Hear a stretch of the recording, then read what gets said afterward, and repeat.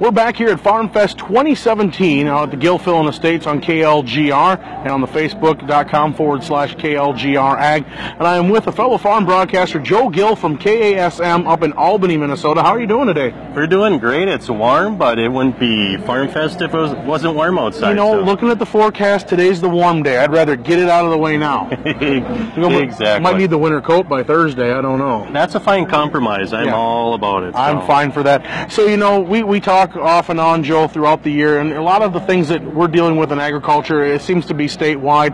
But right around your area, what things are being mentioned the most? I mean, what kind of things are affecting you guys the most? You can't go anywhere without talking weather. That's number one right now. If you go to our west, if you're over by Alexandria, Osakis, in that area, I had a caller this week said our beans are turning yellow because they're too wet. They've had over 7 inches of rain in July.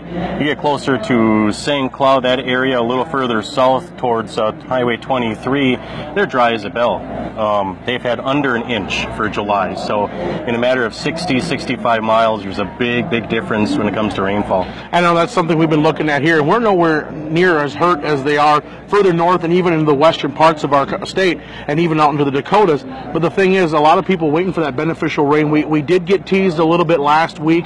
We got ourselves about an inch or so, give or take, depending on where you are. But yeah, right now the story has been, and we heard that at the State Cattlemen's Tour too, where people were saying, if I don't get at least a quarter to a half an inch, we're going to be done. And I haven't heard if that's been alleviated yet or not. So yeah, I haven't heard if anybody's to that point where, okay, you know, there's no going back now. I think we're all done. You know, a lot of it is stressed right now, but I still think it can be saved yet if we do get some well-needed rain.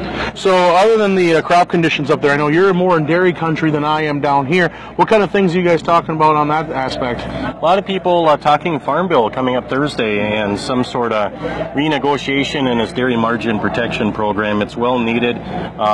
Milk prices are steady. I mean, $16, $17 on the high side, not those big peaks and valleys that people want to see that we've seen a couple years ago. Cattle prices, you can go to a cattle sale. A good milk cow is going to bring $1,100, $1,200. A Springer, $15, $16. A few years ago, it's $2,200, $2,300. So you're seeing a little take back there when it comes to dairy cattle prices too. Now, I know one thing we're struggling with here is talking about the buffer implementation. We know now, you know, everything had to be done by November 1st, and a lot of people that were willing to plant here this spring still didn't have clarification on where things were buffer-wise. I mean, is that the kind of the same story you guys are seeing up there, or how are things running for you? It's a lot of frustration. I think everybody's already just said, hey, we're buying in. Okay, we'll go ahead, we'll do it, and we'll take these measures.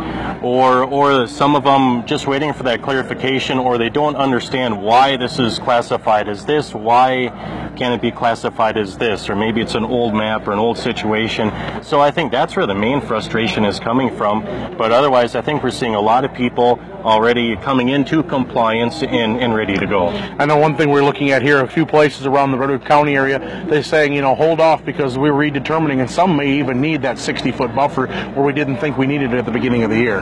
Yeah, exactly. And I just think clarification and just a proper plan forward here, and that's going to help a lot of people out. But, you know, a lot of people are just holding on to some old frustrations, I think. Yeah.